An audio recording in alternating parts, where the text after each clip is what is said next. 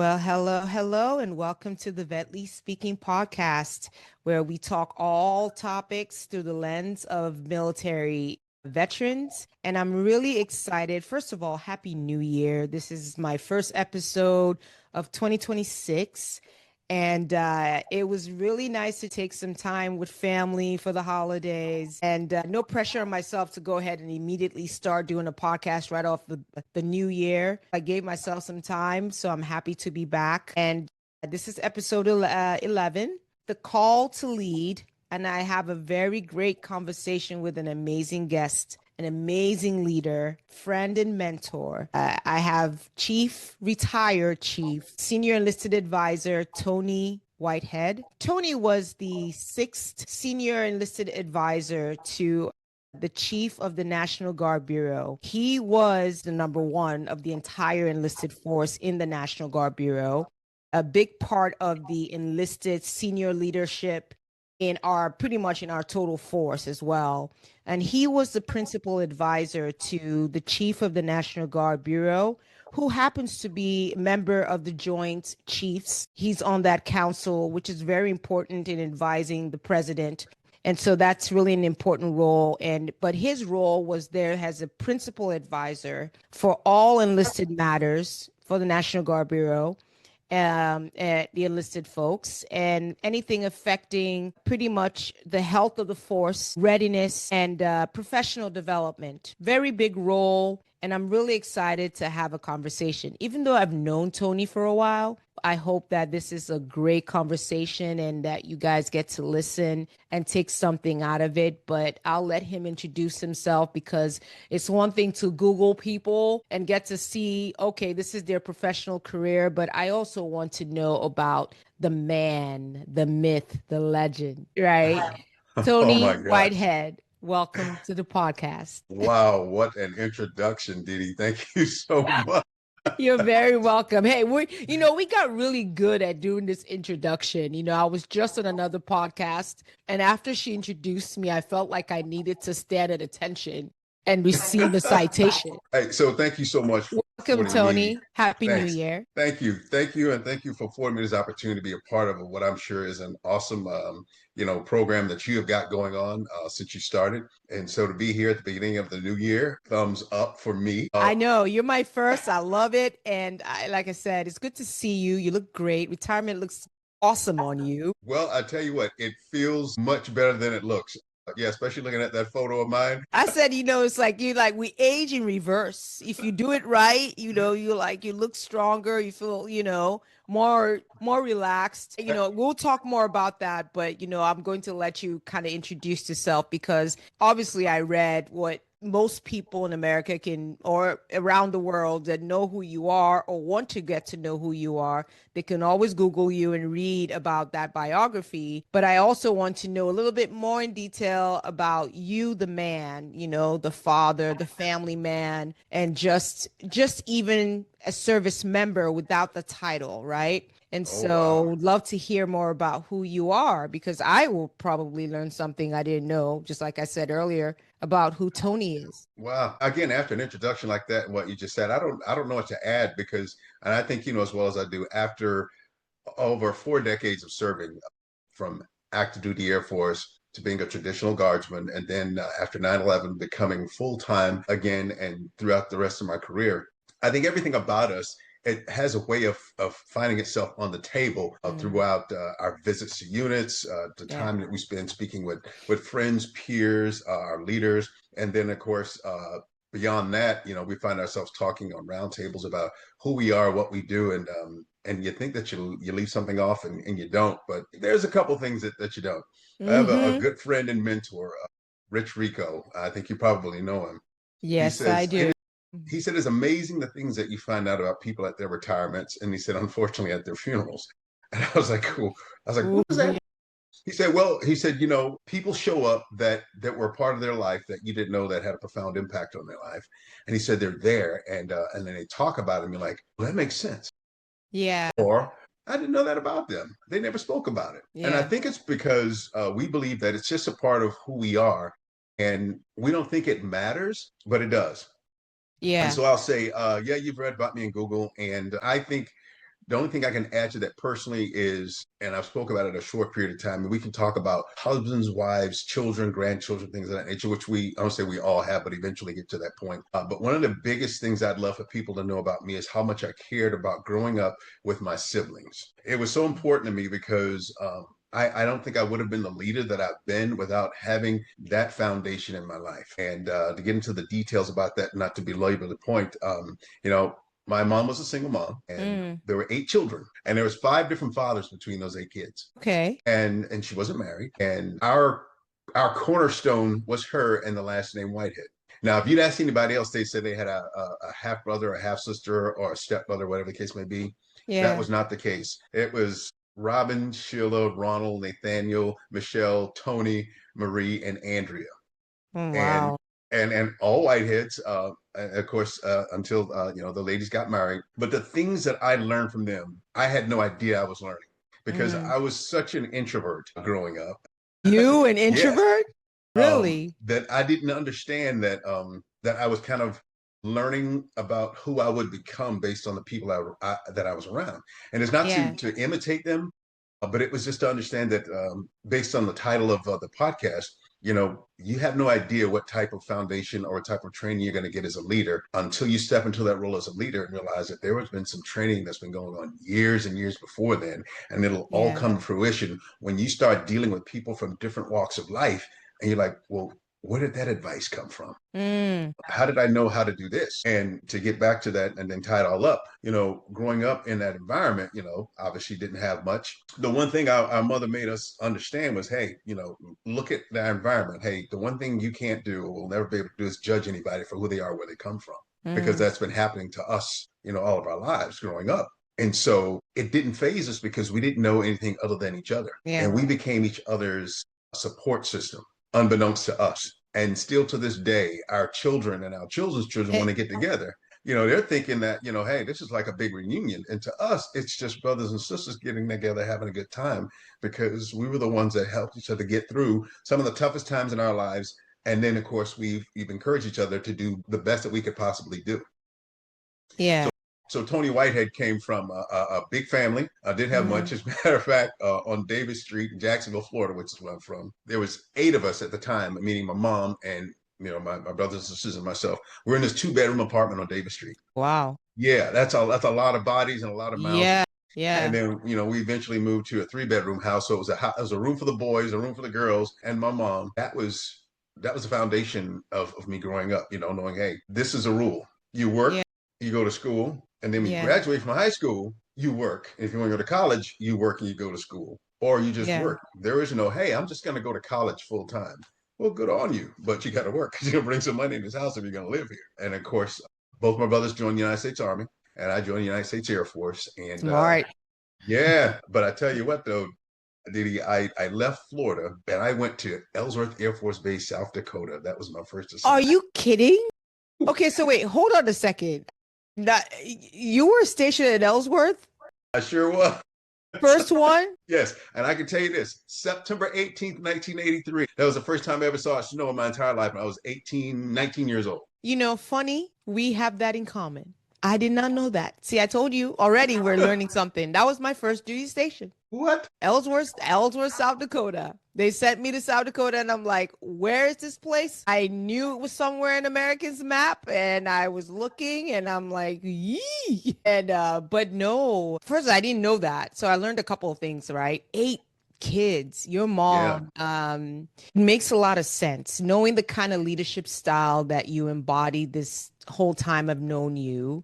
What were you in the ranking order of your siblings? You were in the middle, I was the number 6 of baby? 8, Okay, number 6. and I was the youngest of the boys. And then, of course, there was 2 younger sisters after me. And we're very close because it was one of those things where we just knew that where you were in the pecking order, you Yeah. had to be responsible for those under you. Yeah. Yeah, and that's what I'm saying. You see the layout, right? For having 8, all of you, 8 of you, and then having to share a very small space. You can start to see the way you would have to like figure out your niche in the pecking order, but also do a very good job. One of the greatest gifts I think you had was just listening. You had that gift. I remember watching that about you and telling myself, and I need to learn that skill where you just really listen. You have, you hear the saying, you've got two ears for a reason and one mouth, and you would listen to not respond necessarily, but to understand. And I could see that. Now it makes a lot of sense because I've met some of your siblings, but I didn't know you guys were a total of eight because I don't remember if all eight of them showed up for your retirement shindig that you had, but I met some of them and they were so pleasant and I could see the closeness, and you would have never known that you were not from the same mom and dad, right? Yeah, we're all from the same mom, different dad. So yeah, the one sibling that's missing is my brother Ronald. He was the oldest of the boys, and he passed away right before COVID. No, I'm Yeah, so before the show. sorry. And so there's seven of us remaining. And but I tell you what, his wife, she's just as much as part of the family because Sure. they were It's married in family. high school. Yeah. But yeah, Yeah. and I'll tell you this as we get into the conversation. But you're spot on. And I said it at my retirement. I had no idea, and I think I mentioned already that I didn't know that I was going to be a student of people. Yeah. And what I did learn was to listen with intention Mm-hmm. because you just never know when someone's going to say something that you need to be reminded of in a conversation with them. Yeah. Not to regurgitate it, but just to be reminded of that just in case it may be important to, the outcome of your conversation or how you'll be able to help them or how they'll maybe be able to help you. Yeah. Yeah. It's definitely evident, and when you said just like what your mentor had said to you, hey, it's amazing what you learn about people in retirement or unfortunately, God forbid, obituary. I think it comes to this definition of service. It's one of those things you do 20, you do 30 years old, 30 years, I mean, in service. You're not necessarily talking, if you do it right, you're not talking about yourself a lot. We're just kind of ingrained to take care of other people. And so maybe once in a while, your persons will seep out and, your story will come out, but not you're in awe. You're like, God, I didn't know that about that person. Maybe if I'd known about this person, I would have had a different take on why they did X or why they did Y. But that is service. It's, you can't say it enough. It's not about you. And especially when the pinnacle that you reached in service, you get to that point where you tuck in everything that has to do with you. I mean, think about it. You miss birthdays, you miss anniversaries, you miss everything else. You're taking care of, in your case, 400,000 plus people. You can't think of eight siblings. You can't think of anything else and talk about yourself. So yes, it's very hard unless someone knows you on a one-on-one basis. That is the definition of service. Wow. Wow, you humble me with that statement. No, but I mean, because that's what it is. It's funny because I'm like, you know what? Forget what you see when we wear the boots and the uniform, when we No. take it off, But it's good. So with that, now that you are retired, and I would get into your military, what are you up to? How did you now take that? How many years did you do total? 42. 41 years. How do you switch? For lack of it's like I know they call it transition, but it's really a lifestyle switch. How do you switch after 41 years and then now just Tony? Wow, that's a huge question that you asked. Joining at the age of 18 and then retiring at the age of 60. That's all of my adult life. Yeah. And you think that because even and in the middle of that becoming a traditional guardsman, it's like, okay, I got this. And of course, I'm thinking that too, I've got this. It was a unique transition. And, and I'll say this for anybody listening, Dee Dee and I talked a little bit before this about that because we just can't help ourselves. But it wasn't too difficult of a transition, but it was one that I had to make. And what I mean by that is I had to take a break. I had Yeah. to take a break because it was Very who I important. was all of my adult life. And taking the uniform off, I realized, and I've talked about this with other people, that the life that we have led, I led, and then especially in the last position that I had, everything was a forcing function. What I mean by that was when I came in, there was a schedule there that was there for me. I was part of that schedule, but it was there for me. The things that were happening, it was there to make my day go from, 6:30 to whenever we were finished. And that Yeah. wasn't just Monday through Friday. That was sometimes every day of the week because, Joe Hoaxton and I traveled quite a bit. And so to make that transition, I had to just stop it altogether. What I mean by that is, you go through the process of retirement, your VA and getting things set up for, for family, for the things that could unfortunately happen, well, we won't talk about that, but, just making sure you got insurance done. Yeah. You've got wills, you've got powers of attorneys, where you're Mm-hmm. going to live, all those things set up. Okay, Mm-hmm. now you've got that done. You've gone through that checklist. Now, what about you? And Mm. that was an interesting day. It was an interesting day because I had all the stuff done. I left Moody Air Force Base. I've got this new ID card, and I'm driving back, and it's different because it's I'm not in uniform, Yeah. and it says retired on it, and I'm thinking, wow, this is different. This is different. But on the way out the gate, I gave that security forces because I'm a defender. I gave him Yeah. a coin, and I told him, I said, you have no idea how much today has changed my life, but I'm glad to see you on my way out the gate because this is how I Yeah. started my career. Yeah. And so I had to sit for not just a few moments, I had to sit for a few days because it was just Tony Whitehead. And Mm. it's and when we all go through it in our own unique ways. And so I said, all right, I've got to find out what it's like not to be someone else. And I didn't realize that I was someone else. I mean, I was myself, but I was still someone else because, everything was predicated upon that title that I had, the position that I had, and all those things that went along with it. And so now Mm. it's just me. I even Yeah. joked with you earlier about, these are some of the times I miss Sergeant Prano. He wasn't there when I got up. And just sidebar, when we Yeah, were doing this podcast, he was like, "What's the read ahead?" I said, "You got none, zero."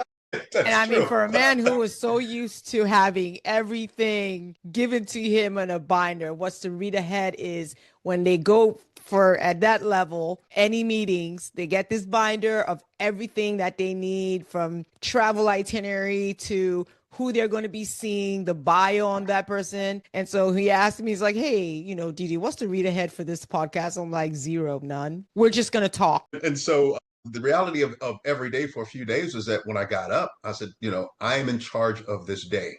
You know, Yes. there is no, I've got to do this at this time. I've got a meeting at this time. This is all mine. Mm-hmm. And, looking at different things, reading different things, and you realize that the successes that you've had in the past really are the ones that you can have now. It's Mm-hmm. just that you were part of this machine, even though you were part of the machine. It wasn't a machine without you. You were part of that machine that helped things go along day after day.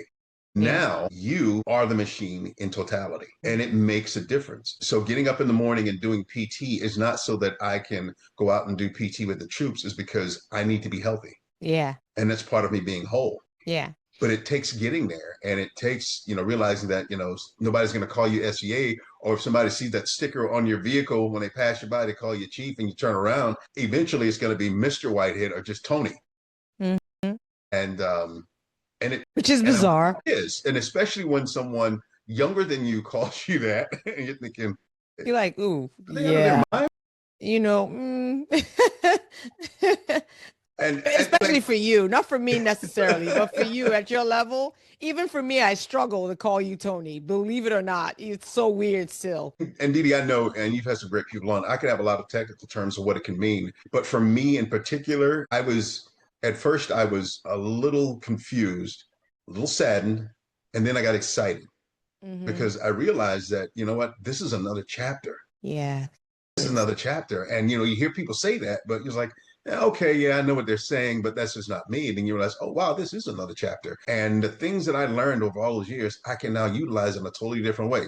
Mind you, I don't have a staff, but Yeah. now I've got to put these pieces of the puzzle together in a totally different way and be excited about it. So one of the things that's important to me, and I don't get ahead of anything, is that I know that there are a lot of young men and women in our country that are looking for that focus, that direction, an opportunity to learn what it's like in this intergenerational workplace. And I want to be a part of that. And so Yeah.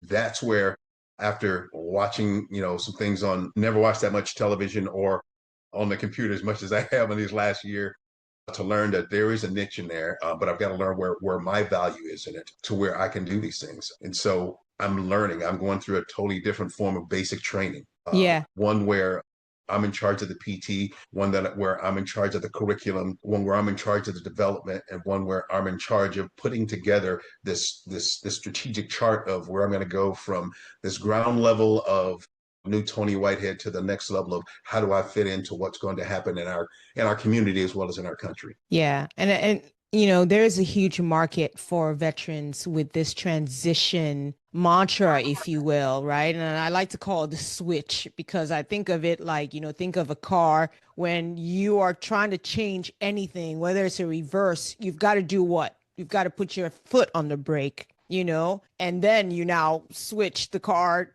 to reverse or whatever, wherever you're going.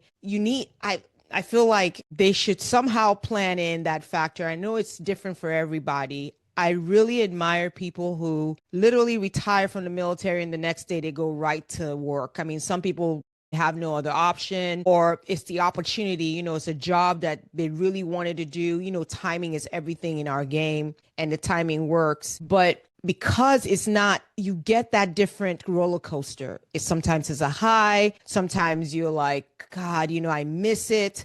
And then you're like, nope, what do I want to do when I grow up? It depends. I think just having, even if it's a 30-day, 60-day break Oh, where you get a yes. mental space, you create space to have and go through all the emotions that you need to go through. And then let your mind have that clarity.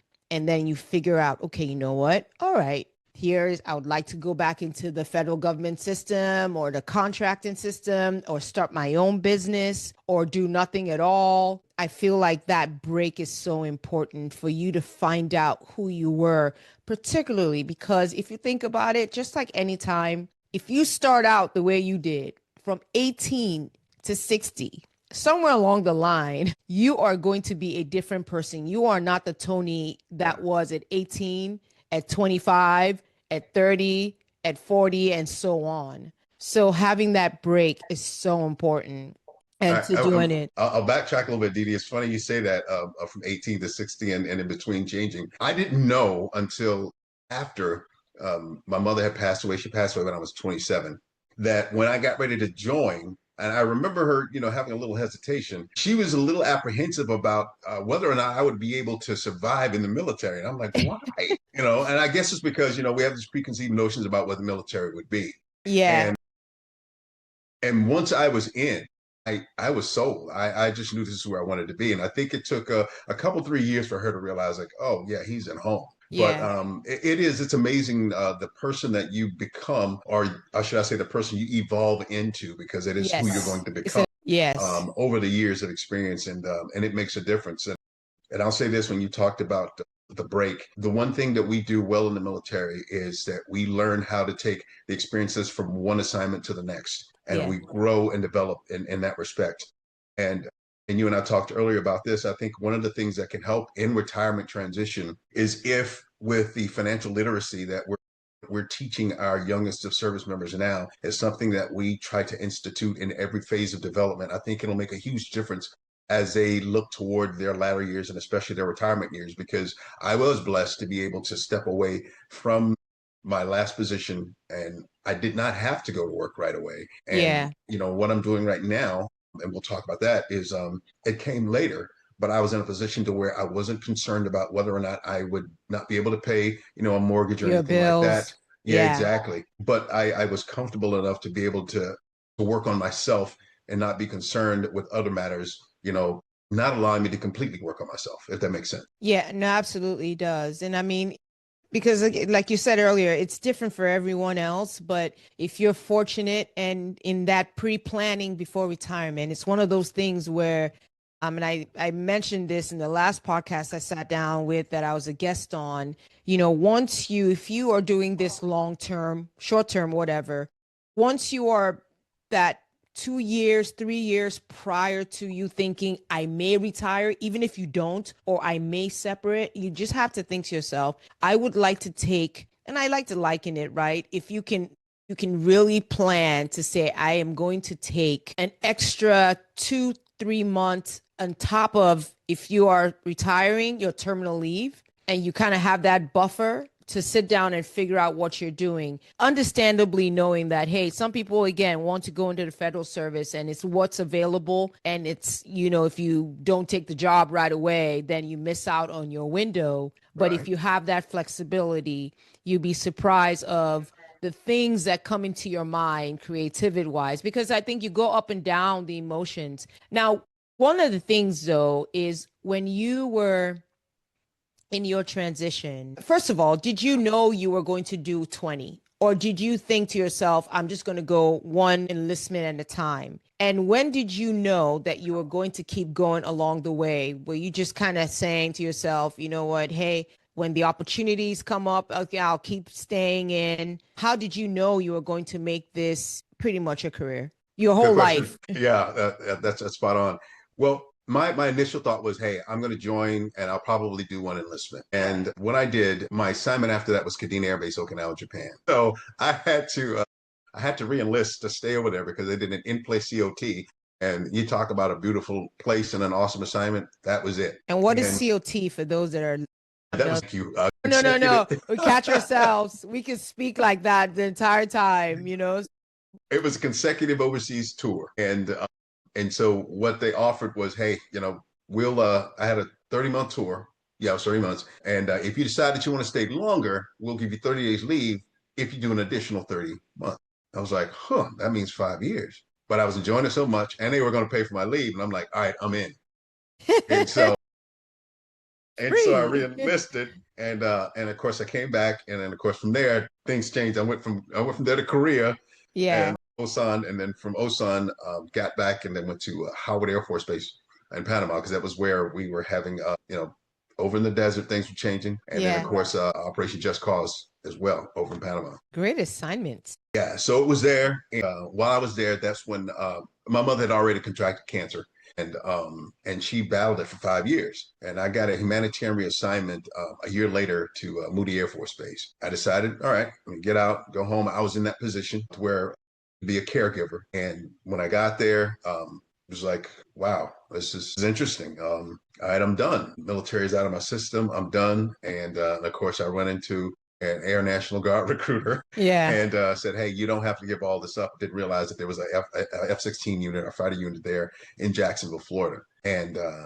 I thought about it and I was like, okay. And I said, I can do this, work in the civilian sector, and I'm in. I don't have to give up anything. I was Mm, sold. And then, of course, who knew 9/11 would happen to change all that again? But it was yeah. then in 1992 where I decided that it was 90, yeah, right after I joined the National Guard, that yeah, I'm going to stick around. Of course, I missed camaraderie as we all do, and I Yeah. didn't realize that I had an opportunity to still train, still deploy, use whatever civilian mindset I had in my military career, and more importantly, didn't realize how much of a skill set or value that my active duty time would help me as I progressed in my National Guard career. Yeah. It's another commonality that you and I kind of had, right? I was at Ellsworth and I was so tired of the cold. I remember, when you graduate, when you're in basic training, they give you the dream sheet, at least then at the time. They Yeah. say, hey, put down the bases you want to go to. And all of my listings were overseas. I had none stateside. And of course, they sent me to Ellsworth. And I was like, what am I doing here? You're young. It's cold in Ellsworth. It's windy and first duty station. Just like a lot of people, you thought to yourself, I'm just doing this one service and then I'm out and I'm going to do something else.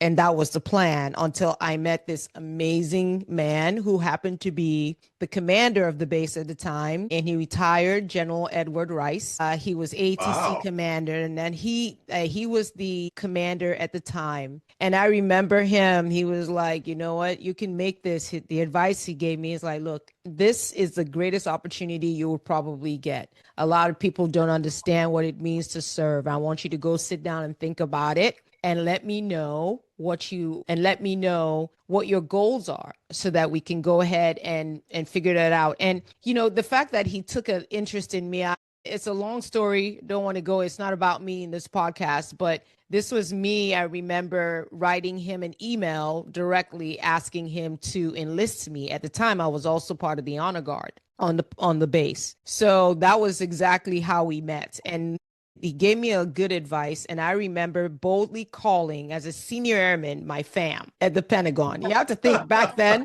and this chief is laughing like, who is this senior airman calling me, asking me? And I said, hey, chief, you got anywhere that I could go? I don't care where overseas. I'll go. Just don't send me to Pope, because that was going to be my follow on. I did not want to stay stateside. Long story short, they sent me.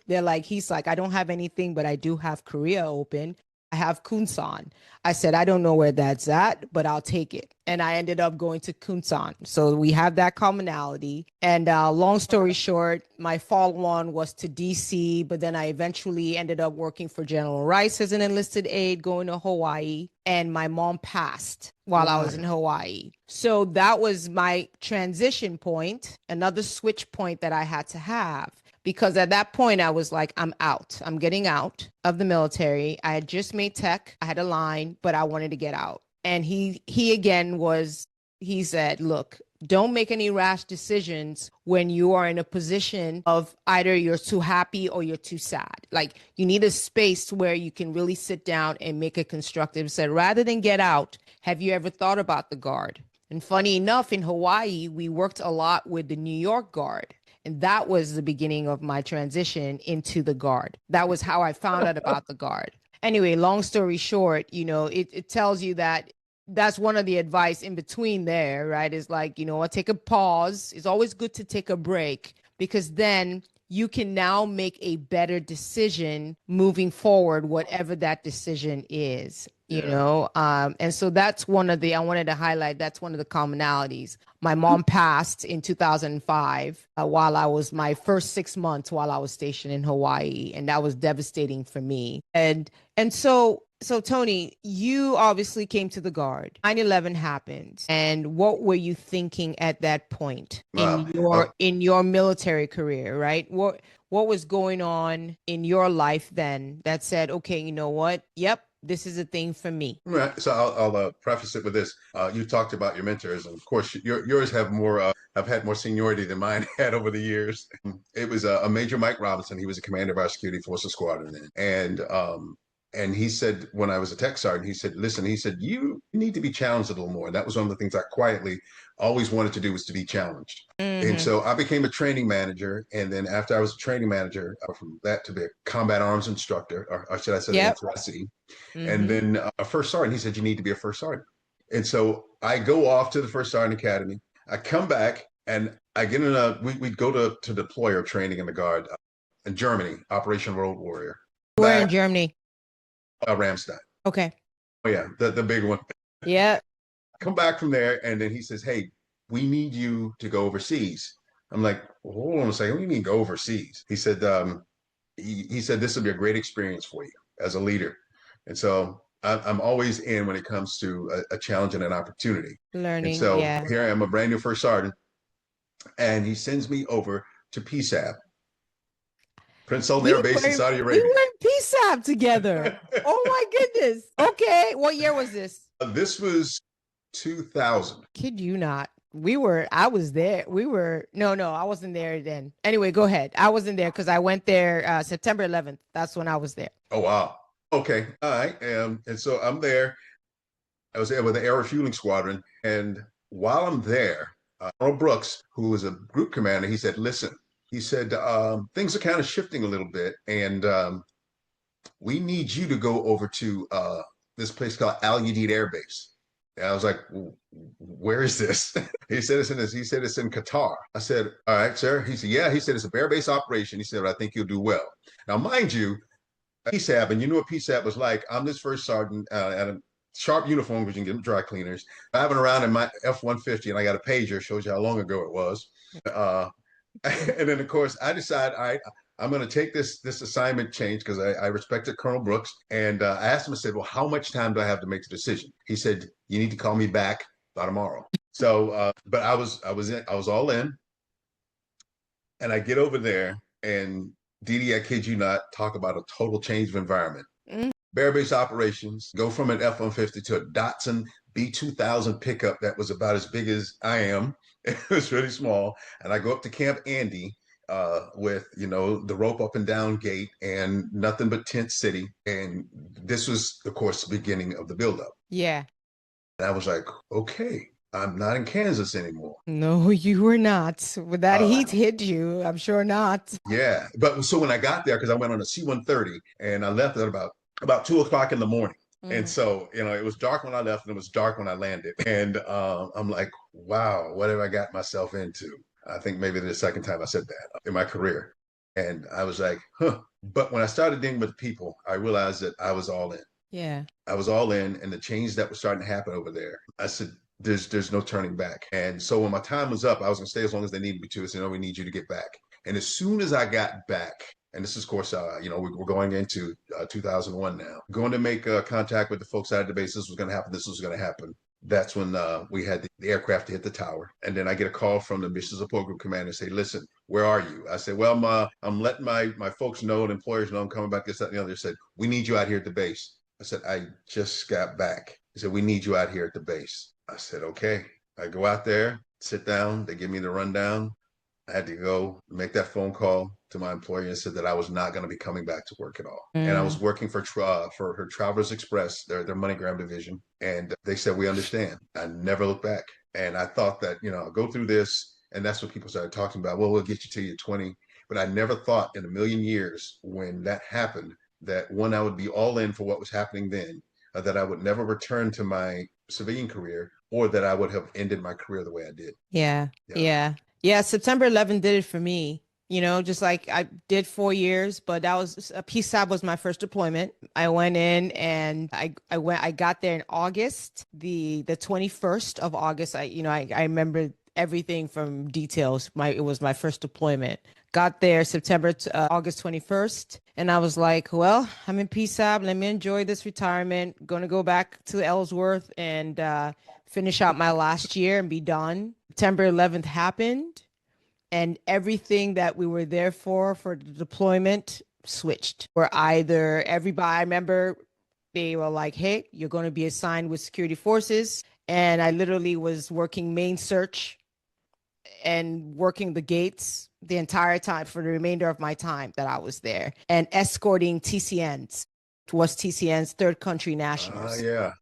We had to escort them out of the base. I remember a lot of them had to be removed out of the base when that happened. And so it was the thing where I just knew that when I watched that second tower, the second building get hit, because I saw that and I thought I was watching a movie. You have to think Yeah. as a I think I was an A1C or senior airman, and I watched and I was so angry. I had this flood of patriotism just come in, and I just was like, I'm in. It wasn't a question. I fell in love with the military. I fell in love with the service, and I was like, okay, I now know why I'm here. That was my why, and that Wow. kept me going. So it's funny I love how, that. I try to intersect a lot of our commonalities that I really didn't know that you had, even though I think I've seen your bio, but I think I didn't even pay that much attention like that to the bio. Okay, so you end up staying in, you're now unit manager, and how did you make your way to the capital, to DC? Wow. Yeah. So, well, what the heck? I'll put it all out there. So Yes. once I'm done as my time as a first sergeant, and it was time for me to be done, and I was like, okay. And like I said, I was all in still. But Colonel Brooks called and he talked about me being a part of the Security Forces Squadron because I was a wing first sergeant, mission support group. I'm sorry. I said, sir, I don't know if you know this, but I was security forces. He said, yeah. He said, but they need some fresh blood over there. I said, again, I was security forces. He said, this blood ain't fresh. And he said, but he was talking about the leadership approach. And I was like, okay, I will apply and compete just like everybody else. But, a lot of guard units, they had people out there and they had a pecking order that was already set. Yeah, baked in. Yes. And so when I went through the whole process and I was selected for the job, I was freaking out and I was a little I was like, am I gonna go over there and how am I gonna be received? And of course, the person that was going to be getting the job decided that they didn't want to stay because they thought they were going to get it, and they moved on. And so the person that I was going to replace, however, had already moved on too. So the continuity at the leadership level was gone, other than the drill status guard commander. So I was going in blind, and I had to roll up my sleeves, and that's when it goes, full circle to the people that I grew up with that prepared me for what I was going to deal with. And then in case, of course, that training and development that we get from one assignment to the next, it prepares you for positions and instances like that, to where, all right, what do I do? What do I do when there's no playbook, or I'm being challenged by the fact that now I've got to set up one, as we call it, OTE, the organized training equip, pretty much a machine. But I've also got to build trust in the people that are there. But I've also got to establish myself as the leader, and this is happening all at the same time. And so, what you do, just like anything else, you just jump right in with both feet. And even though, as we've learned in years and years of being in the military, we may not know, but we figure it out. Yeah. But we bring people along the way to help us, and that's what I had to do. And then along the way, I talk about the pecking order. When I would go out on the night shifts and I would talk to people, and they would say, all right, well, what's our pecking order? I said, there isn't one. I said, we're going to create it based on our performance. Yeah. That wasn't received very well. I'm sure. I mean, so we talk about it.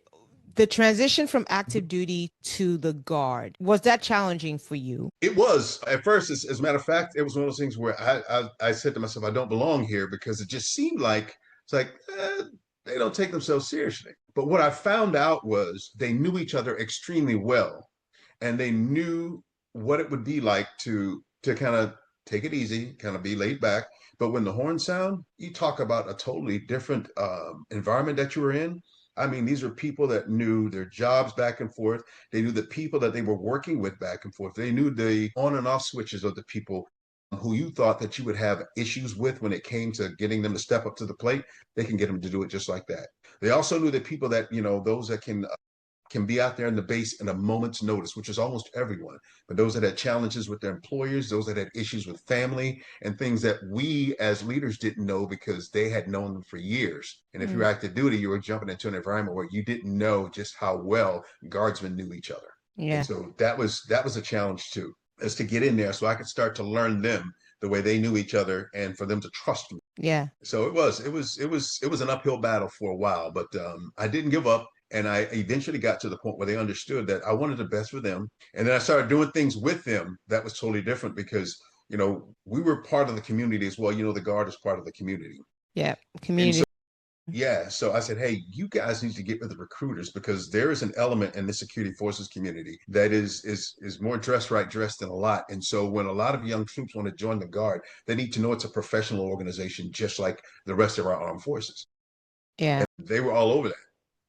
We were starting to do weapons displays at the Jacksonville Jaguars games, things of that nature to get us out there. And I enjoyed it. I enjoyed letting them see that there was more to them than just showing up for the AGR or the technician job or just a drill status weekend training. And that was it until they trained or deployed. Yeah. And, again, if you're listening and you're trying to figure out what's this guard thing, Tony just said AGR, drill Oh, status. The unique thing about the National Guard and it is the different statuses that we have. When we say statuses, it's different alignments with different codes and different United States Service Codes, law books that are out there, right? Whether it's Title 10, Title 32, Title 5. I know it sounds gibberish, and I always tell people, when in doubt, Google things, and Google will tell you a lot.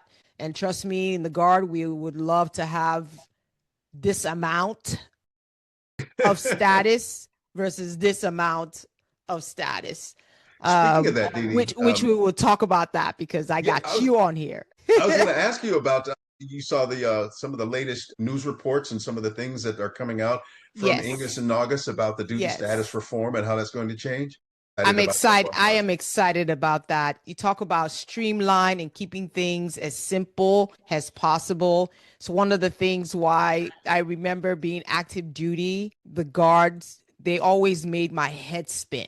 And my first year of coming into the guard, I was like, what did I do? I could not understand it. And being a personnelist and having to deal with that, I could not understand it. To transitioning in to understanding it and being an advocate on the Hill, helping to shape and give an understanding to members on the Hill on, hey, this is what we need, this is why we need it, and etc. And I'm very grateful for those organizations that you mentioned, Ingus and the Enlisted Association and the other lobbying groups, if you will, for the National Guard Hey, so and reserves. I'm gonna get back to I'm gonna finally answer your question, but Yeah. before I do, I just want to say thank you to you and all the work that you had done when you were on the legislative liaison affairs office. Sergeant Major Riggs, and hopefully I can tell that story before we go when I first met the both of you, and General Hokanson, General Milley, and the SEAC at the time, Colon Lopez, Yes. CZ, where I think it was amazing how those things were extremely important to our guardsmen and as well as to our active duty Air Force and our active duty Army, because it was important to be able to have them, you know, when they needed them. But when they started looking at, at least getting them on orders for a minimum of 30 days so that they wouldn't lose their benefits for not only themselves, but for their families, that was Yeah. extremely important. And that kind of reinforced the fact that we did have those lines of communication that were going between the different branches of service and the different components. So Yeah. again, I would just want to say thank you for that. Yeah. Yeah, no, it was a whole team, and it's really thank you to leadership and even Mhm. leadership on the Hill, Capitol Hill. They were very supportive and wanted to really understand a lot better. Of course, you're not going to get everything overnight. You're competing with a lot of different funds and monies, but Yes. definitely appreciated those guys for taking the time to wanting to understand some of the nuances that comes with those statuses and some of the things that we really needed to do to help the bigger picture of taking care of of the country. The Guard plays a very pivotal role. We're a very large Absolutely. force. We're larger than active duty when you combine us all, from Army and Air and the Army and the Army National Guard and the Air National Guard. Thank you for what you did by going on the Hill and advocating on behalf of all Guardsmen. Cool. Now, to the question that you asked maybe 5 minutes ago, transitioning from the unit to Title To 10 and up Title in 10. um, And that's the active, again, that's the active yeah. side, from So state to federal. when I got promoted to chief to be the security forces manager there at the 125th in Florida, and some guard units too, you can be in a position and hold a rank for several years. Yes. I made a promise to them that I was going to move in 4 years. I said whether it was going to be, retirement, which I think would have got me right at active 20, or to some other position, but I was going to move. And they said, okay, that's a pretty bold statement. But about 2.5, 3 years in, making communication then at the time with the Guard Bureau, and hearing about this position called the command chief of the Air National Guard. Yeah. And so I decided, what the heck? I'm doing pretty good here. I'm going to apply for it. And so I applied for the job. And at the time, Dick Smith was in the job. And so I said, I'm going to go for it. And one of my mentors was Alan Ussery. And who else competed? It was Alan Ussery, this young man by the name of, come on, he was the command chief, Chris Muncie? Muncie, yes, out of Ohio, yes. And of course, one of the things Al told me was, he said, listen, he said, when you ever apply for a job, he said, try to get the first interview. He said, because whatever you do in there, he says, going to set the tone for everyone else. I was like, oh, wow. Okay. All right. So Didn't I know applied. that. Yeah. And I go in and my time was at 0900. The first appointment was at 0800. And who had it? Alan Ussery. What I didn't know was that again, Chris Muncie was in the lineup as well. And I walk into that room and I thought I was prepared for the interview, which is why we started doing mock interviews at the Readiness Center. Yes.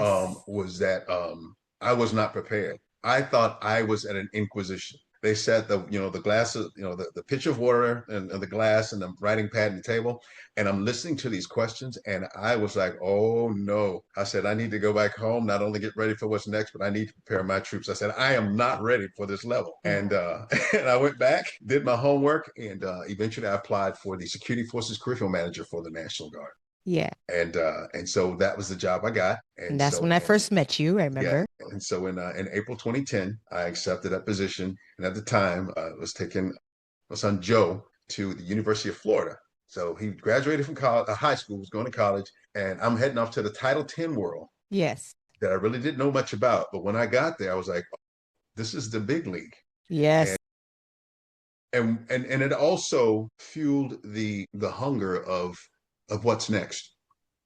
and challenges. Because I think for every airman, every service member, one of the things that we do well is to we set our troops up to prepare themselves for what's next by What's keeping them next? hungry. Yeah. And what I think we can do more of is to feed them the information to prepare them. Mind you, if you've never had the job before, you've never done the job before. But that doesn't mean that you can't prepare yourself to step in as well equipped as possible so that you can focus on the job because those other skill sets that you already have walking in there. Right. Organization, time management, things of that nature. And so Which when I I think, to be honest with you, to be fair, Mhm, the military, we do so well in it. Think about mhm. it. When we PCS, you move from different positions, you go to a new job, or sometimes a new position that doesn't even have any kind of standard of operations, and you're there building from the ground up.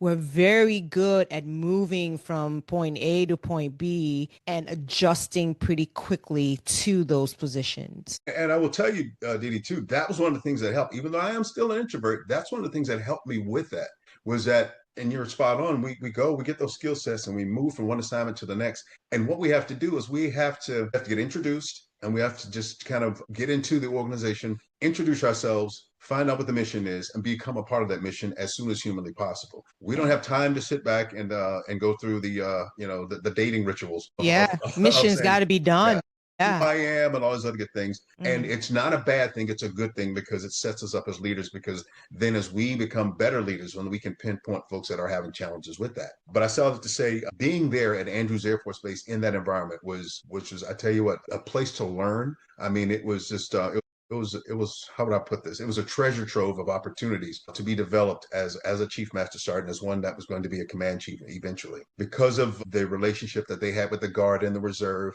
with the community, and with the other branches of service. And so, and being there and meeting so many different people, I think it set me up for success in ways that I didn't think possible. How was that interview Which one? for the For command chief position? So when you sat down, you obviously had the nine, the first, so you had the nine oh o'clock yeah. and you sat So in.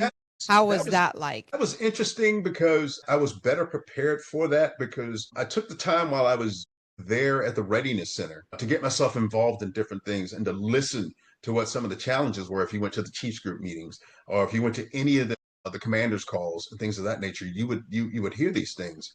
And then I would say, okay, I think I understand how to get after this. And one of the things that I think helped was, and I was sincere about it and intentional, was General Williams, who would eventually be my commander. He came from South Carolina, and he was pretty intentional about we need to make sure that the people up here are a little more well-rounded, well-developed, and if there's opportunities for them to get out of this readiness center and get to the field, either go back to their unit or someplace else to get an idea of what's going on, in our Air National Guard, because Mm, they've been up here for years. He said that's what we need to do. And I was all over that because you saw that there were some people that had actually, since 9/11, that came up there and their careers were the entire time that they were there. yeah. And not that that's a bad thing, but at the same time, if you're in a staff position, You've to got to understand that, grow. How do you yeah, grow? how do Yeah. you grow as an individual and how do you know Mm, the pulse of the whole of your organization if you become a staff person and you don't get a chance to become an NCO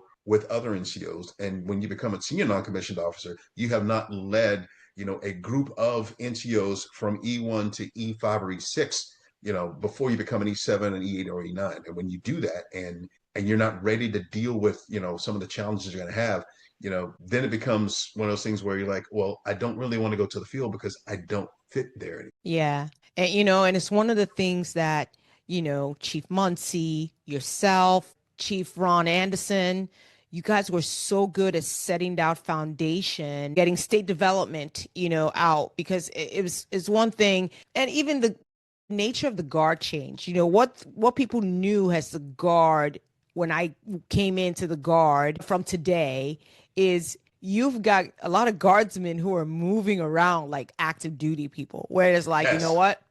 I may be from Tennessee, and yes, we're citizen guardsmen, but guess what? I'm flexible and I will go wherever. And that's one of the reasons why when I would mentor airmen, I will ask them if I gave you the last job of your military career, what would it be? And the reason I did that was I said, now let's walk backwards. because then I can kind of have a better understanding of how to advise you. If you've been at the Title 10 complex, which is our headquarters, quote unquote, for 15 years, I'm Yeah. exaggerating. I I cannot give you a position like the one you held advising the chief of the National Guard Bureau. Why? Your vision is so myopic.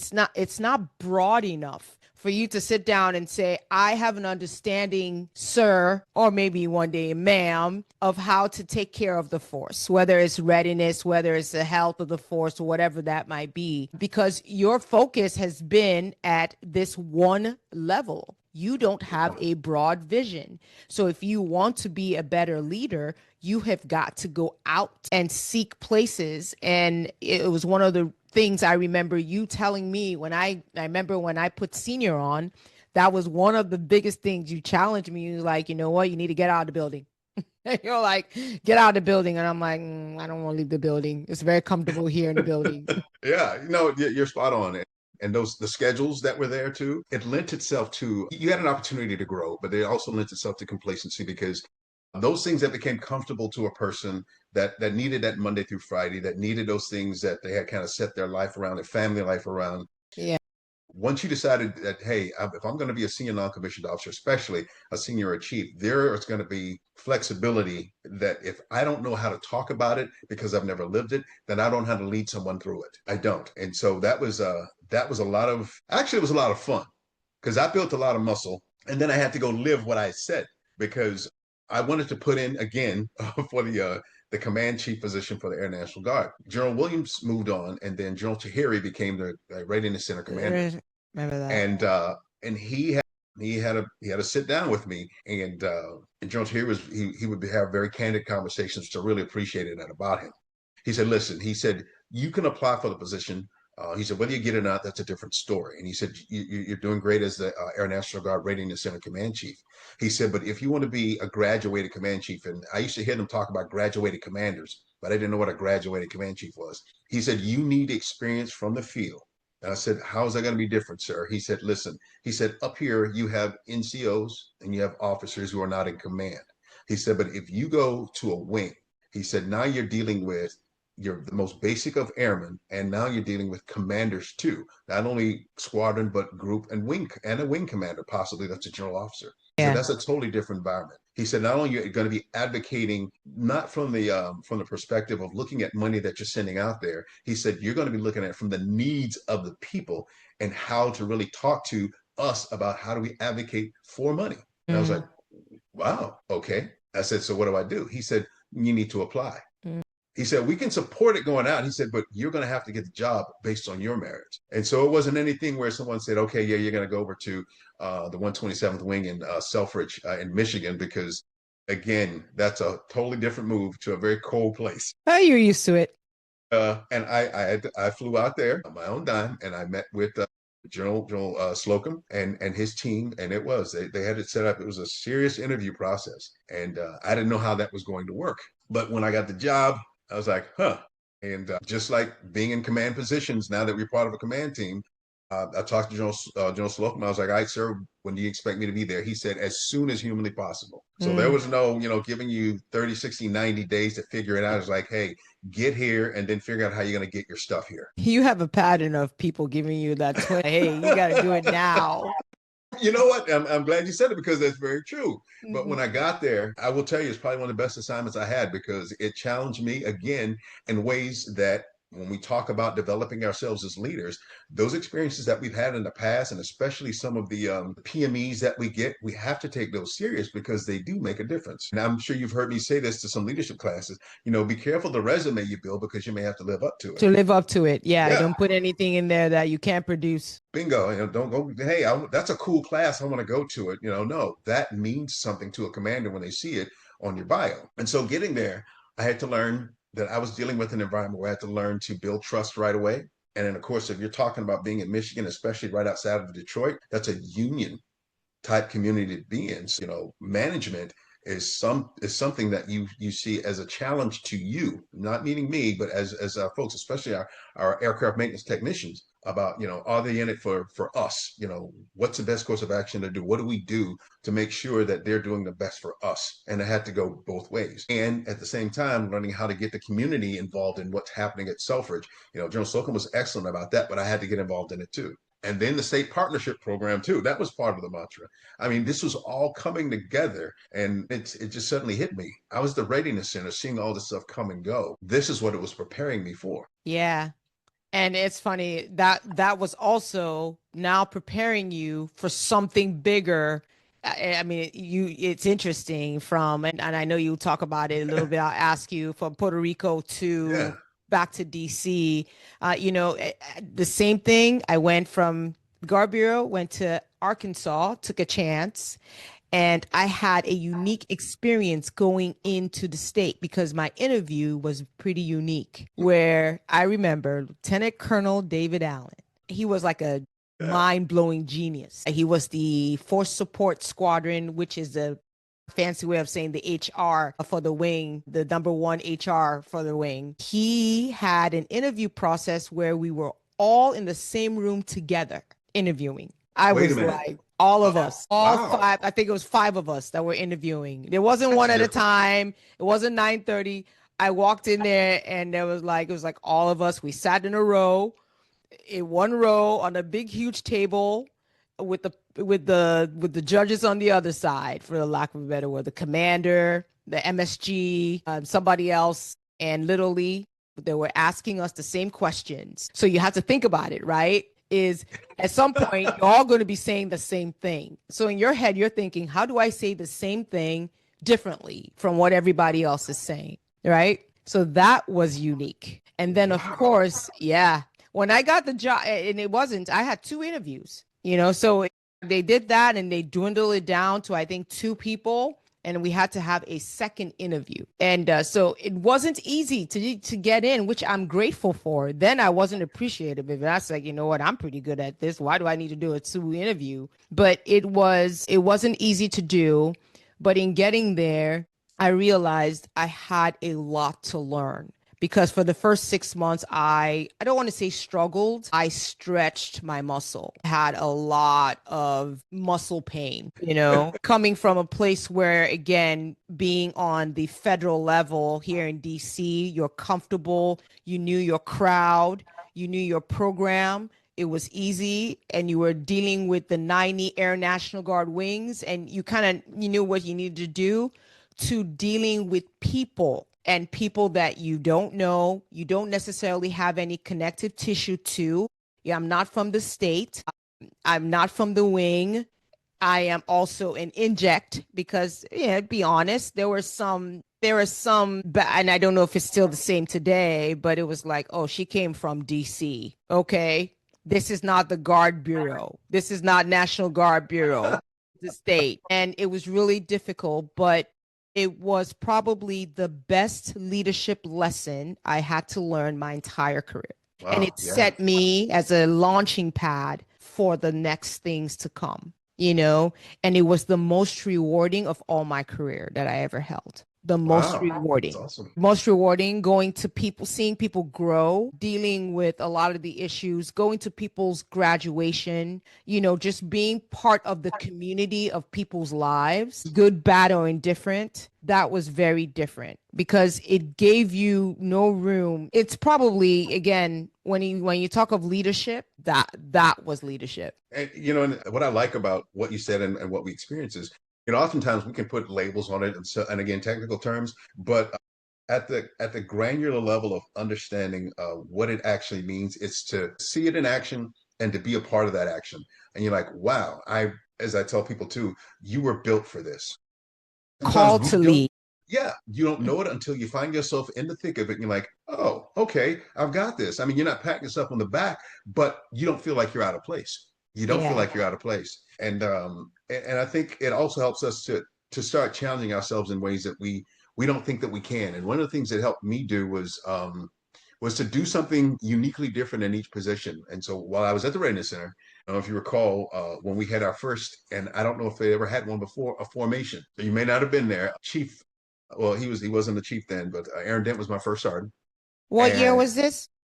gosh, it had to be. if you remember?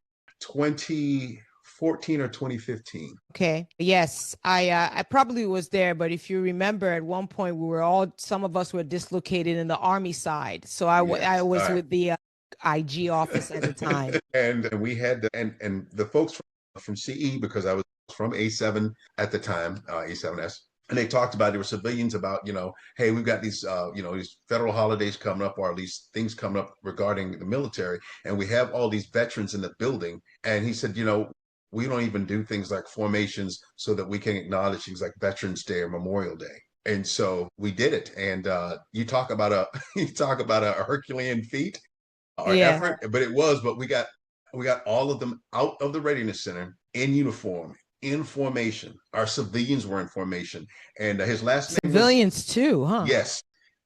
He Wow. was his last name was Ford, and he was up on the top of the building, and he played the bugle. And he's playing taps, and I mean, it was. I have a picture of it. It was amazing. And I think we did a couple more, but that was just something that just stuck with me. But it stuck with them more than me, and I appreciated the fact that they wanted to do it. And so it was like, hey, we got to make it happen. And so when I got to Selfridge, again, building trust, and again, amazing people, I decided we were going to do formation runs. Now imagine that at a guard base. Telling us we got to do formation. It was amazing. First Security Forces, and then other organizations joined in. And on Sunday Okay. mornings, we were doing formation runs around that big loop in on Selfridge, which is right at just over a mile. And if you wanted to do a couple, you'd have got your PT in for that time frame. But it was amazing that, one, you have to build trust, but two, you got to step outside of that comfort zone and trust that there are some people that want it, and those that needed it the most were the youngest ones that needed to realize that, hey, this is an institution that's going to belong to me once you're gone. So I have to feel like I'm a part of what's going to happen next. So I definitely wanted them out there. And of course, if you got the young ones out there and you got some hothead coming in from DC saying this is what to do, you're challenging the old guard to, hey, are you going to leave them hanging? But they were Yeah, out there in full force, and it was amazing. yeah, again, this topic that when I said the call to lead, I was very Mm-hmm. intentional, knowing that I was going to be talking with you because talk about Puerto Rico. And you end up going to Puerto Rico from Selfridge, right? Yes. And again, the unique nature of it, it was such a calling. Can Mm. you talk about your transition from Michigan to Puerto Rico? Yeah. And while you were in Puerto Rico, some of the challenges, again, leadership perspective wise, that you Got had it. and how you dealt with it. Okay. Well, we were at a slick at in Wisconsin, and A slick I'm love you, thank you. military. Our Air National Guard Senior Leadership Conference, Thank you. and we were on our second day, and that was when the C-130 crash happened in it was Ge- 6/8 that yeah, happened in Savannah, Savannah, Georgia. I remember that. and So sad. that was the first time I think I had met the wing commander for Puerto Rico, and I had been there before working with them security forces, but this totally different vibe. And so Ron Anderson was the command chief at the time, and he and General Nordhaus were talking to me about my decision to if I was curious about going, because my time was coming to an end at Selfridge. And then they talked about going to Puerto Rico, and I said, "Well, how much time do I have to sit at the end of the conference?" And again, we were at day two of a 3-day conference. Another time crunch decision. And so I said yes. Okay. And You answer the call. yes. And again, don't build a resume and then say, hey, no, I don't think I can do that, or I'm not the guy for it. Then basically what you're saying, as General Terry told me too, is that if you say you're going to do it, then do it. And he said, if not, then what you're saying is you're done. Yeah. And so I was out of there in a matter of weeks, if that. And when I got there, it was tough, because if you've ever been to Puerto Rico and spent any quality time with the 156 Wing, you'll meet some of the most loving, caring people that really are family. When you talk about Guard as a family, family. And they were dealing with the death of loved ones. And we're talking about, family members who knew family members that were part of the same wing that were on an aircraft. Mm, And it was tough, mm-hmm. because when you get there, and there's challenges in the leadership about, there's this finger pointing, Yeah. but the airmen, they just needed support, they needed guidance, and they needed a focus. Hey, what are we going to be focusing on this time? And so getting there and then realizing that my wing command chief was he was out sick at the time, and it was medical. Same for the state command chief. That was my continuity. It was tough because it was like, okay, you're from the outside. You have no idea what we're dealing with. I had met some of them before, but it was just a matter of spending time there. Yeah. And so you talk about 24 hours a day, 7 days a week. People, they say, oh yeah, I worked almost every day of the week that I was there. I literally did because we had folks that were working on the flight line during the week. We had our security forces, our firefighters, and our other first responders that were there 24 hours a day, 7 days a week. We also had our GSUs. We had two of them that were out there that you had to spend some time in because they were detached from the accident itself, but they had missions of their own. But they were part of the Puerto Rico Air National Guard. And so there was a lot of time spent there. There was a lot of time spent building trust over and over and over again. There was a lot of times spending time with the younger troops because they were still excited about the fact that this was an opportunity for them. But then for some of these senior non-commissioned officers, or should I say our senior NCOs and our chiefs, was like, hey, what we need here is we need a permanent change, but we need it from within. But unfortunately, sometimes the changes that you need can't come from within because it can be almost like I don't want to use the term, so I'm going to have to try to find another one. But I'll say it. It can be almost incestuous at times. If everything that's happening is happening from within, you can't get from what you want from within. Yeah, it's complicated. It Yes. takes it's complex into Yeah. more complexity. Yes. And so it took making changes at the leadership level. And a couple of changes were having a commander come in from the outside as well, an adjutant general. I mean, an assistant adjutant general for air. I had never sat on a board for an officer selection. General Cruz, Brigadier General Cruz, he was sitting in as the Army for the Army at Puerto Rico, and he said, "Listen," he said, "you're going to help me pick who our next commander is going to be." He said because it's going to affect you and the troops. And I thought, I'm going to be sitting in the room like a fly on the wall. And he said, "No, you're going to be asking questions." Interesting. Who would have ever thought that that would be something that would be part of what I would do when I would come to an organization, is to help pick the assistant adjutant general for air. Not only that, also helped pick the director of staff. How was that relationship? Because I mean, again, if you're listening or if you didn't know, that enlisted structure with the officer structure, especially at this top level, they are the principle that we work for. What is that relationship? How important is that relationship like? And how was that like in Puerto Rico for you, in saying to yourself, you know what, I felt like when you've got that principal that looks at you and says, that's my chief, I need my chief, my number one enlisted, I need them, their perspective. It matters. How important is that? And not just for you, but in also validating why you are there for the rest of the team to realize that, you know what, whatever decision I make, it's not just the commander's decision, it's our team decision that we're making. So working with General Slocum at Selfridge, it was a great foundation for what I was going to be doing in Puerto Rico. I had to balance between being there in a very objective level in so many different ways. And so I was the wing command chief, and I was the territory or state command chief as well, because again, both of them were out. And so those roles had to be filled. And at the time, it was like, hey, we had to develop the right people to get there. But in order for them to get there, I had to spend the time to help them get there. And so the command team was extremely important. And so I was spending time between Fort Buchanan, which is where our Joint Forces headquarters was, and at the 156 wing, over there by the airport, which is where the 130 wing was.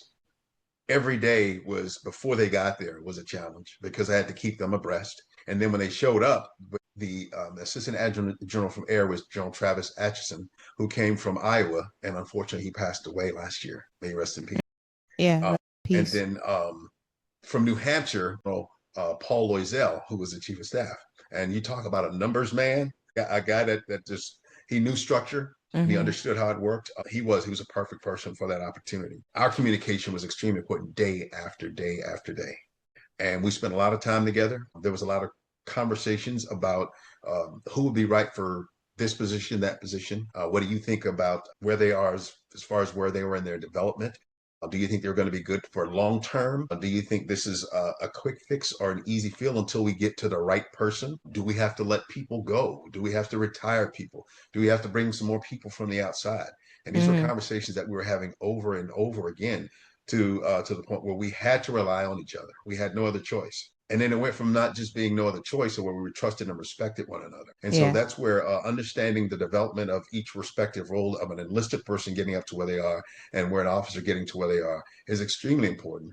And that's why with the changes in our enlisted development, I think it was very, very, very pivotal in how we look at that today, because we needed to have some of those other courses to where we understood the things that the commanders were thinking about when they were making decisions about how this organization is going to be. Because, you know as well as I do, if you think about the enlisted force as opposed to the officer force, we would be in positions and at assignments a lot longer than they would be. They would move a lot quicker. But you still needed to have the mindset of that command team, or at least some of the things that were put in place there, so that when someone is coming in, there is some continuity there. Yeah. And it doesn't And, happen unless you spend that time with each other. You start to trust each other, and you start to rely on each other to do things on each other's behalf. And that's what I really appreciated about working with General Hokanson too, is that if I'm going to carry the water for the commander, he's got to trust me to be able to do that. Because everywhere I go, I can't go with him, or there's no credibility of me as a representative of him or a representative of the enlisted force. right. And General Hokanson was your principal. He was the Chief National Guard Bureau when you were in that position as the Senior Enlisted Advisor, correct? Okay. Just Eh, for context to let no, people know when we it's good. say the names, your principal is, but okay, transparency. What were some, if you had, did you have a case where you and your principal had some challenges in agreeing on an issue Oh heck without yeah! naming any principal, but It's and then challenge you. how did you deal with that? This is a good one, and funny you asked that question because I knew you alluded to it earlier. So we did have a difference of how we would go about dealing with things. Myself and Joe Jackson, again, awesome guy, and he knows it. And this isn't anything that's not in writing, because at the end of what I wanted to get done and how I went about it to get some development done for our troops in Puerto Rico, there was a difference of opinion, not so much between us, but between the processes of how it had to be done. And he wanted to know, if I had to do it again, would I have changed it? I said, no, sir. And so when you hear leaders say that, they have gotten documentation in their records later in their careers, I did. And I was okay with that, because at the end of the day, he was commander and I was command chief. And when I advise and assist and hopefully do it, with a little more clarity, that would have helped him make a better decision, or at least helped him to be able to support me in ways that he wasn't able to, because I was like, I'm going to do this because I know it needs to be done. And Mm. while I may have been right in theory, in principle, I needed to do it a different way. But we had a meeting of the minds, and when we talked about it, it was an understanding that this is how we need to move out. But the best way to move out is we have to move out in sync during the process, not after, because we Yeah. can come back and say this is how we would do things. But at the end of the day, we needed to make sure that we were in sync before you got there. Even though you were heading in the right direction, there were some other things that I probably need to be included in, and he was, and I was okay with the outcome. And so Yeah. I'll tell anybody that you're going to be a leader. That doesn't mean you have to become someone that is afraid to make a decision or afraid to move out on things that you know are the right thing to do. But even as you're elevated in positions where you have more influence and more responsibility with minimal to no supervision, just be mindful of the fact that we do have a commander, and we can say we will fall on our sword, but the only person that has that sword, that command flag, is that commanding officer. That commander himself. Yeah. So how would you advise leaders who maybe, especially those transitioning from that tactical level into the strategic and going to start having their own principals, future command, future chiefs, sergeant majors? How would you advise if there is a rub between them and the principal, whether that's personality or process? Because again, the one thing the active duty does is usually the principal interviews their person, because, they get to move a lot quicker. They move every 2 years. And so they get to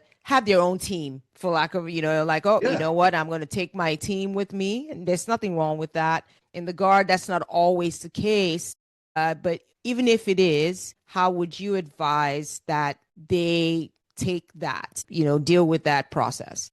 I think the biggest thing is to understand that hey, you are given you are afforded the opportunity to do things, especially as a senior enlisted leader, and your boss relies on you, and to keep them informed as much as possible. Obviously with busy schedules, there is going to be times when you miss each other. But in the era of modern technology where you can pick up the phone, where you can text, call, email, things of that nature, think about how you would want to see yourself at the end of that process. If there is to be a little, if there's to be a kerfluffle, or if there's to be some issue that may arise and say, hey, did you know about this, or were you aware? And if you can say, yes, this is how I would do it for them, then this is how you need to do it for yourself, which is keep them abreast, keep them included, and keep your ego out of it. Keep your ego out of it, because yes, you can do things. Yes, they trust you to do things. And yes, you can make things happen, but they empower you to do it.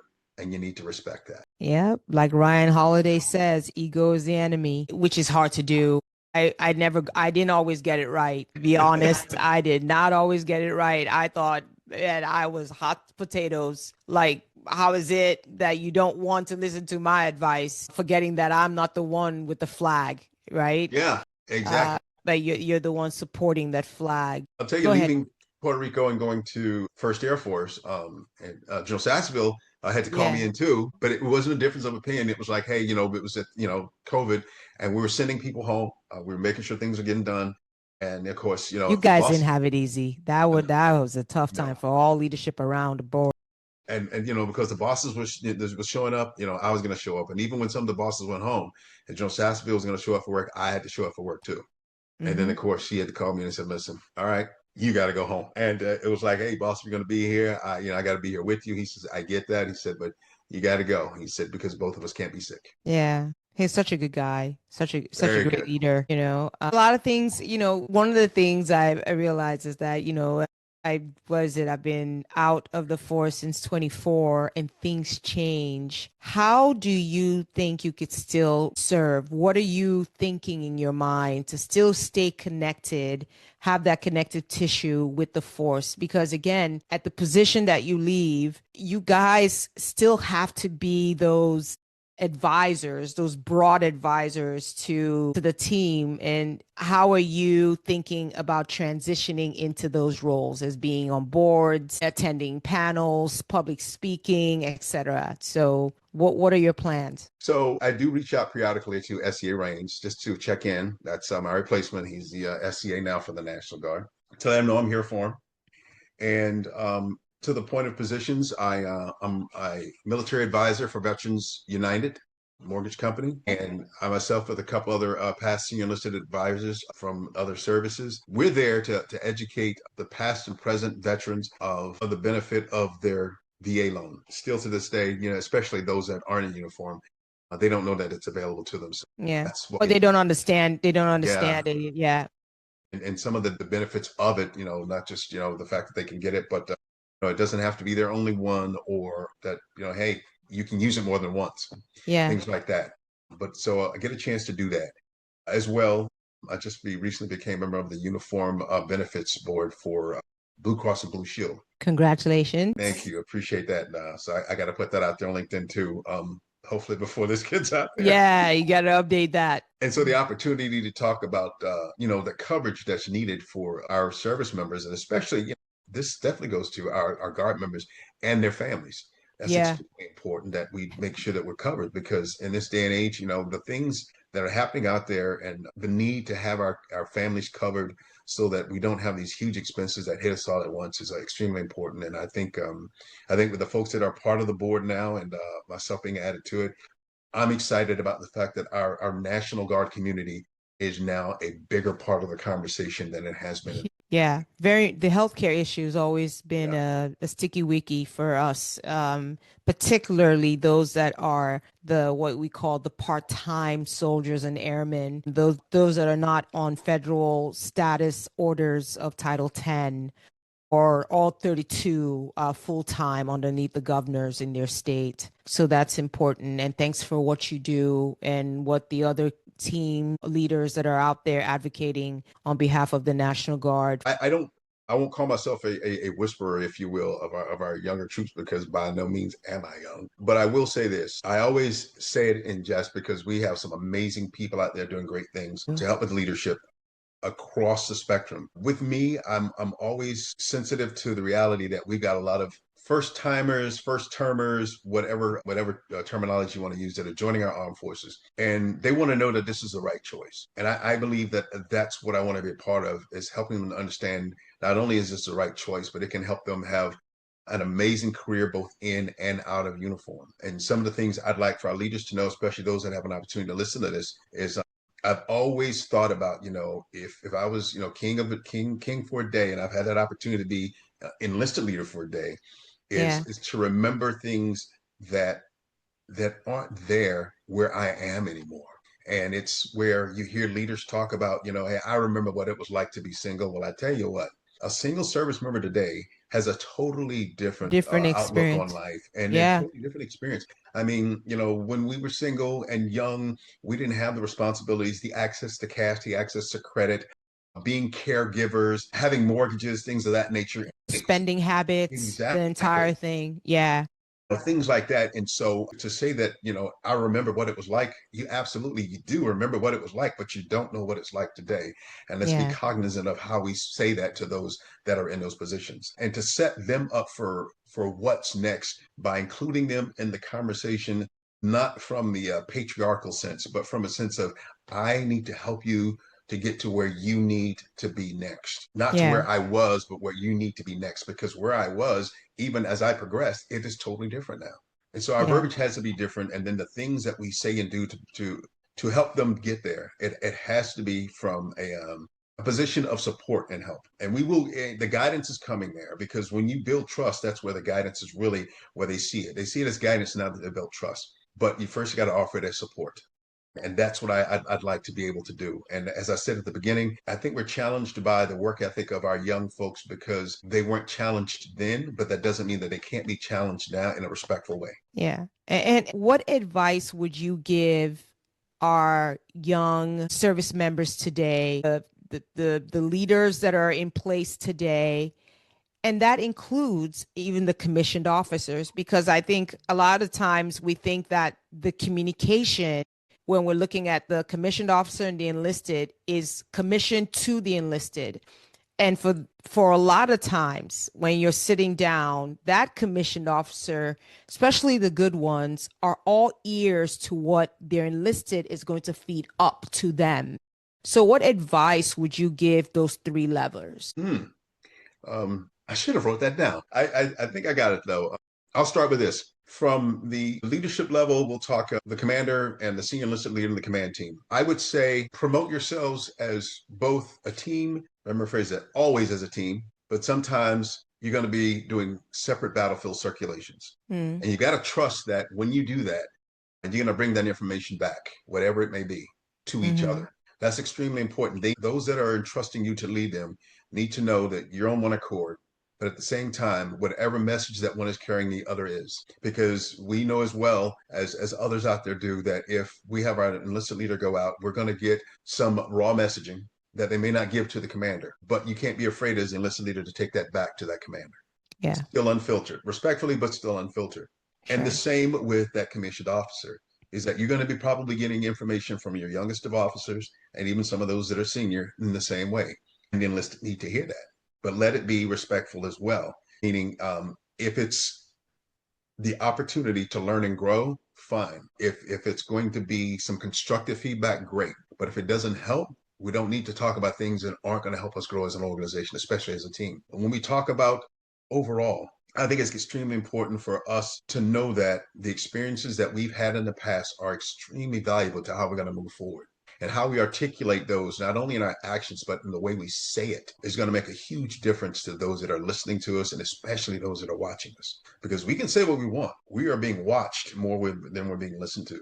And and we really see the fruits of that in the way that we're treated or respected afterwards. And then for our youngest of folks that are looking at our old folks and say they're out of touch, I always want them to remember this. In this day and age of access, academics are there. You can learn Yeah, as much as you possibly can, as quick as you can learn it. yeah, But access without application, or even access with minimal application, does not equate to experience. You need to experience some of those things that you've learned.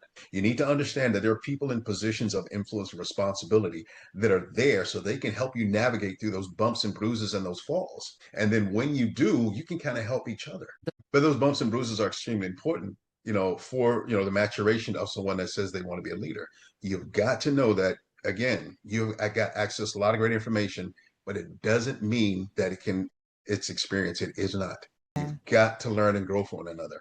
And then I'll just say this lastly, the thing that I wanted to make sure that I conveyed to our forces while I was there is the three echo, the educate, empower, and execute. That wasn't just something that we could have utilized, just for the military community, for the civilian community as well. And when you think about it, the things that we learn, it really, really makes us feel like, hey, we can go out and do whatever we possibly can. The leadership part of that is educate your forces, your people as much as possible. Then empower them to use that education. And while they're using it, let them get those bumps and bruises along the way because you've got their covering, you've got their six. And what you do is you build that empowerment piece. And that empowerment piece is one of those things that also builds a unique language between all of you to where they trust you going up and they'll tell you what works and what doesn't work. And then those that are experiencing it will trust those down and say, hey, this is what worked and this is what you can try. Yeah. Educate, empower, and then execute. And you see how when they start utilizing, I like that. what really comes out of it. We have people that have amazing skill sets because they listen to their leaders. Not Yeah. only they listen to the leaders, but they felt empowered and trusted enough to share with them what worked and what didn't work. And it becomes a great cycle, not a vicious one, but a great cycle that works over and over again. Because once you've mastered a skill, you're ready to learn something else. And so you start again to educate yourself on something new. You feel empowered to try it. You feel empowered to make mistakes. And then in the execution piece, you become a master at it. Yeah. Those are amazing advice. It's like I always used to tell the airmen, don't get comfortable. If you're comfortable, start to get the itch to stretch. And that's the only way.